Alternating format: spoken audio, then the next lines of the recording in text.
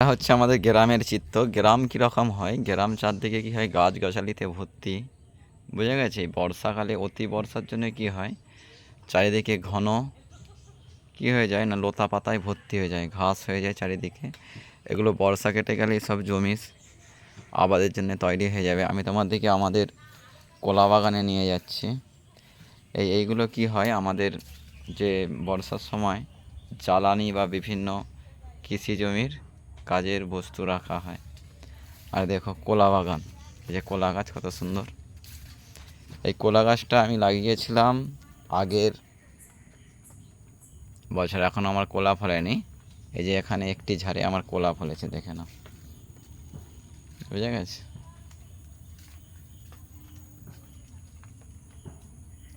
এই যে চারদিকে জঙ্গল হয়ে গেছে, লতা পাতায় ভর্তি হয়েছে।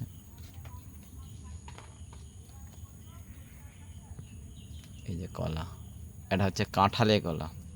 এই কলা হতে প্রায় সময় 1 বছর এর উপরে, প্রায় গাছে, এটা 1 বছর গাছ আছে। এই কলাটা মিনিমাম এখনও 3 থেকে 3.5 মাস পরে বাজারজাত করা সম্ভব হবে। এটাকে কাঁঠালে কলা বলা হয়। এই কলাটি হচ্ছে সবথেকে উৎকৃষ্ট মানের কলা আমাদের এখানে। এই কলা বিশাল বড় হয়, খেতে সুস্বাদু হয়। এছাড়াও চারদিকে গাছগাছালিতে ভর্তি, আনারস রয়েছে।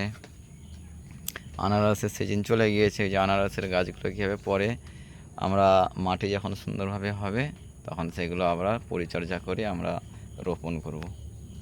আনারস হয়, বিভিন্ন গাছগাছালিতে ভর্তি আমাদের এই গ্রাম্য পরিবেশ। গ্রাম্য পরিবেশের সমস্ত চিত্র পেতে আমার চ্যানেলে থাকার চেষ্টা করবে। আমি যতটা পারবো গ্রামের চাষ আবাদ এবং গ্রাম্য জীবন আপনাদের কাছে আমি তুলে ধরব। এই যে আনারস, পাইনাপেল যাকে বলা হয়, এটা আমাদের একটা ছোট্ট বাগান। এরপরে বড় বাগান রয়েছে। এটা হচ্ছে লেবু, এখানে একটা গাছই রয়েছে, লেবু সব তুলে নেওয়া হয়েছে। আমার চ্যানেলে দেখবে লেবু বাগানে লেবু তোলার চিত্র, ছবি, ভিডিও রয়েছে, বুঝে গেছে? এইরকম চাষ আবাদ গ্রাম্য পরিবেশের সমস্ত ভিডিও আমি আস্তে আস্তে আপলোড করব আর পেতে। এটা হচ্ছে কচু, কচু গাছ, এই কচুর ফুল হয়েছে, ফল, এর নিচে কচু রয়েছে। ওকে, ঠিক আছে, আবার দেখা হবে কোনো ছোট্ট ভিডিওতে, যখন আবার আমার এই জমি পরিচর্যা করে চাষাবাদ করা হবে, সম্পূর্ণ চিত্র আপনাদের কাছে আমি তুলে ধরব। নমস্কার, ভালো থাকবেন, সুস্থ থাকবেন।